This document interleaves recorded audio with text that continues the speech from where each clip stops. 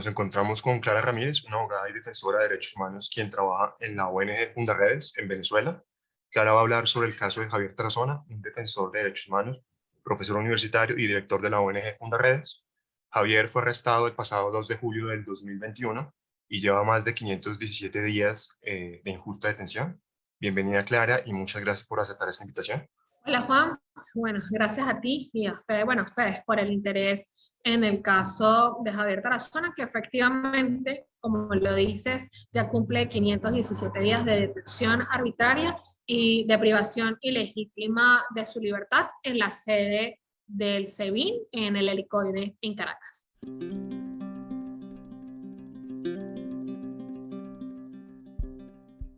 Mira, Javier al momento de su detención se encontraba en la ciudad de Coro, en el estado Falcón, denunciando, realizábamos unos trabajos en comunidades vulnerables, realizamos jornadas de formación, teníamos previsto hacer una gira por varios estados del país. Fundarredes trabaja, monitorea, documenta violaciones de derechos humanos en 6 estados fronterizos de Venezuela: el estado Falcón, el estado Zulia, Táchira, Apure, Amazonas y Bolívar. Nos encontramos en el estado Falcón llevando a cabo unas jornadas de formación con el equipo de activistas y defensores de Falcón. Lamentablemente, el primer día de actividades, cuando Javier estaba retornando a su hotel, se encontró con unos funcionarios del SEBIN y de la FAES que estaban apostados en la entrada del hotel. No permitieron el ingreso de Javier y del equipo al hotel y se inició una especie de persecución por parte de estos funcionarios al vehículo de Javier Tarazona. Incluso en uno de los últimos tweets que tiene Javier en su cuenta de Twitter, se ve donde Javier, bueno, publica una foto de estos funcionarios y dice que, bueno, que le estaban realizando actividades de hostigamiento, que no dejaron ingresar al hotel, que era una especie de amenaza. Y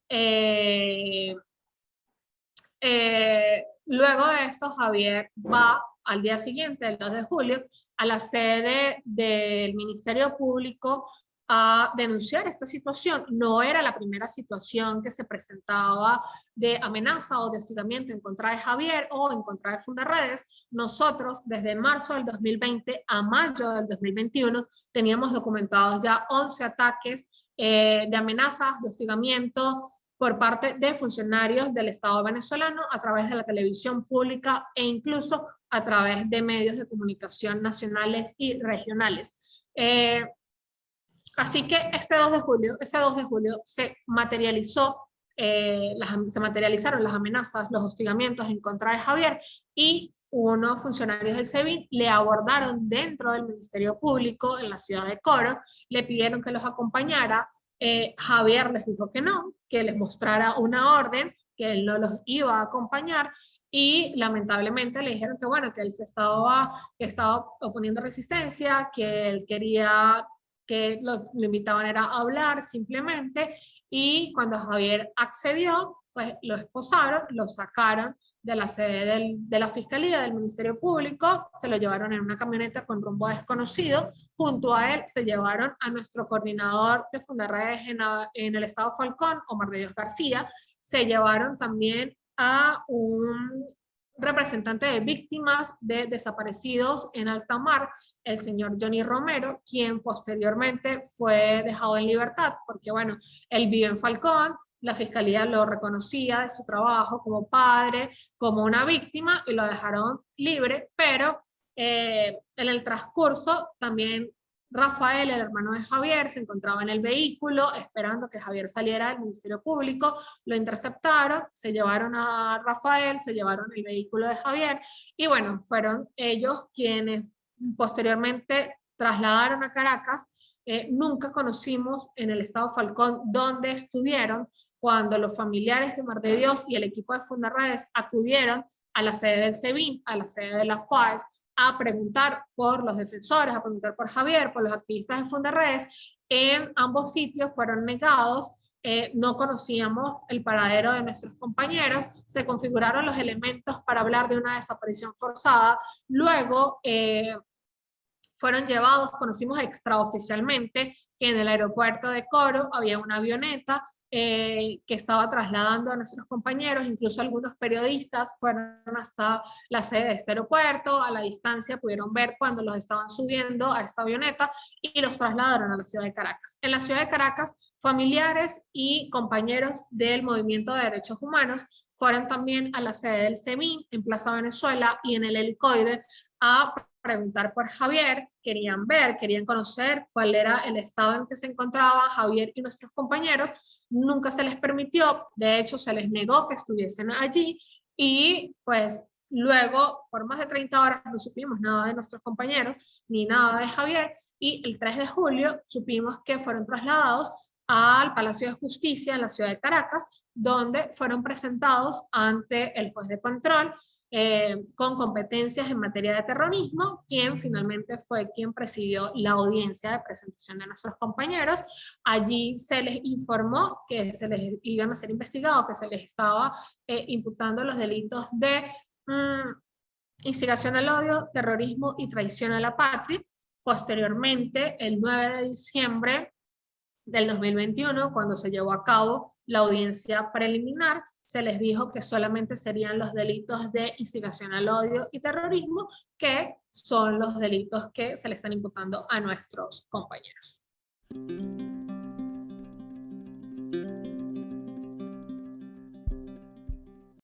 Mira, en la audiencia de presentación, primero que fueron detenidos sin una orden de captura, sin que tampoco estuviesen realizando ninguna actividad o ninguna acción que se pudiera calificar como que los detuvieron en flagrancia, se encontraban en la sede del Ministerio Público denunciando actos de hostigamiento.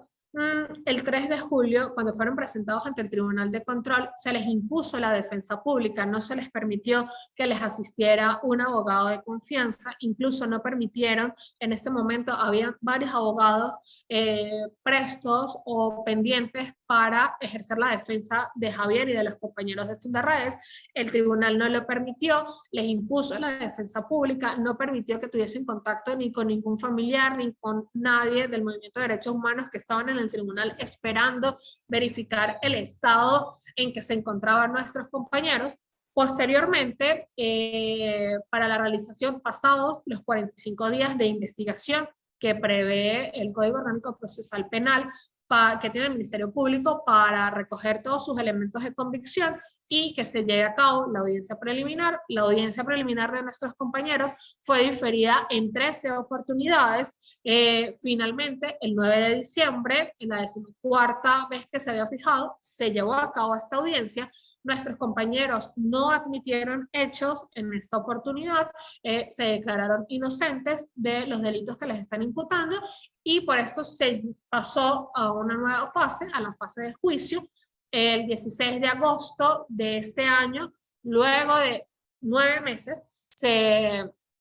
formalizó, se dio inicio a la audiencia de juicio oral y público en el caso de los activistas de Fundarredes, la cual lamentablemente en el mes de octubre fue interrumpida y de acuerdo a la normativa procesal en materia penal de nuestro país, cuando las audiencias son interrumpidas, deben iniciarse desde cero. Y es la situación en la que hoy se encuentran nuestros compañeros. La audiencia fue interrumpida porque pues, no puede suspenderse por más de 10 días de despacho la fase de juicio, las continuaciones de las audiencias. El juez se manifestó enfermo en el caso de nuestros compañeros, no se fijó nueva audiencia, ningún juez se abocó al conocimiento de la causa y por ello finalmente pues se da la interrupción del juicio. A la fecha todavía no se ha fijado nueva fecha, bueno, perdón, al día de hoy no se ha fijado nueva fecha para que vuelva a iniciarse la audiencia de juicio oral y público de nuestros compañeros. Lamentablemente, cuando sus abogados acuden a la sede del Helicoide a entrevistarse con Javier, no siempre, porque en 2 ocasiones solamente le han permitido el ingreso a hablar con Javier, así que tampoco ha sido muy efectiva la comunicación que pueda tener con sus abogados, y bueno, todo esto sin lugar a dudas ha constituido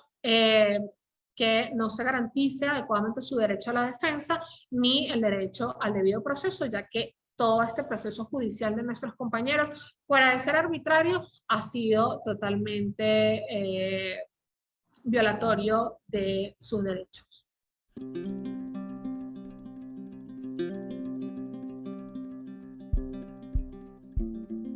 Cuando se conoció la situación de Javier, cuando se conoció de la detención arbitraria, sus familiares inmediatamente iniciaron o empezaron a hacer alertas para hacer del conocimiento público que Javier es una persona que previo a su detención había sido diagnosticado con enfermedades de base. Javier es paciente de enfermedades cardiovasculares, tenía todo un proceso en tratamiento, sufre de la tensión, presentaba cuadros respiratorios, asma que le afectaban y que incluso durante todos estos días de reclusión le han afectado, y que nosotros hemos hecho diversas alertas y hemos comunicado que nos preocupa el estado de salud de Javier Tarazona, ya que su estado, dado la privación de libertad, pues lo único que ha hecho es elevar el riesgo y deteriorar su estado de salud. No ha tenido acceso a tiempo a los medicamentos. En un primer momento no se le permitía como el ingreso de medicamentos, tampoco le facilitaban los medicamentos que debía tomar. Cuando ha presentado cuadros respiratorios fuertes, ahorita recientemente presentó una colitis, incluso un médico general de allí el helicoide sugirió que debía ser visto por un especialista, que se le tenían que hacer unos exámenes y no ha sido trasladado para que se le hagan estos exámenes. Entonces, obviamente nosotros siempre hemos insistido en que Javier debe garantizársele su derecho a la salud y por ende, bueno, su derecho a la vida, ya que no siempre, durante todos estos más de 500 días de detención que ha tenido, no siempre se le ha permitido el ingreso a su familia, a que verifique cuáles son sus condiciones de salud, cómo se encuentra realmente, y por ello nuestro llamado siempre ha estado muy enfocado a denunciar que, bueno, que Javier tiene unas enfermedades de base, que ha ido deteriorando su estado de salud y que, conociendo casos de presos políticos anteriores que han fallecido bajo custodia del Estado venezolano, nosotros no queremos que Javier Tarazona sea otro preso político que muere bajo custodia del Estado venezolano.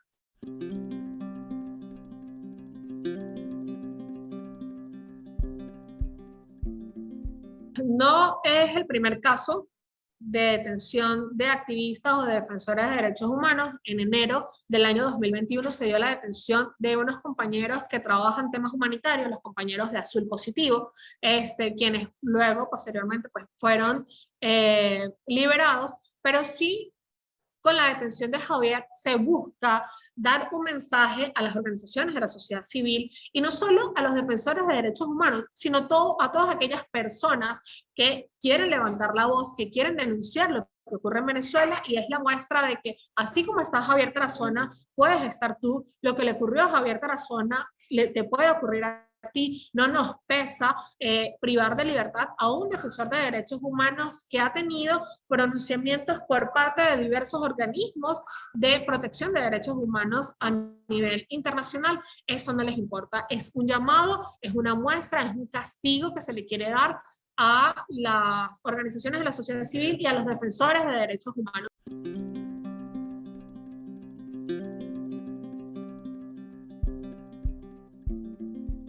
Bueno, mira, el equipo de Fundaredes se sigue manteniendo en todos los estados del país. Seguimos con nuestros observatorios de derechos humanos, de educación y de ambiente en los 6 estados de impacto que nosotros manejamos. El equipo de planta se mantiene realizando sus labores. Continuamos con nuestro trabajo de monitoreo, documentación y denuncia de violaciones de derechos humanos. Seguimos realizando el trabajo de acompañamiento a víctimas, seguimos publicando nuestro trabajo de investigación, y hoy por hoy, pues Javier es nuestra principal víctima y es lo que nos empuja a seguir manteniendo nuestro trabajo íntegro, a seguir haciendo nuestro estricto trabajo de documentación y a seguir levantando la voz por Javier Tarazona y por las cientos de víctimas de violaciones de derechos humanos en los estados fronterizos de Venezuela.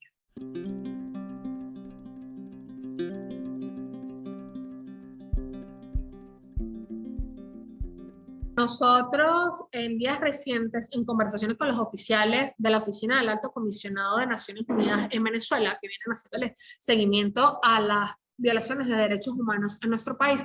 Hemos lanzado un mensaje. Primero, que los defensores de derechos humanos, las organizaciones de la sociedad civil, queremos tener un contacto directo, queremos hablar con el alto comisionado para expresarle y manifestarle cuál es la situación de riesgo de los defensores de derechos humanos en Venezuela, que hoy tienen un defensor de derechos humanos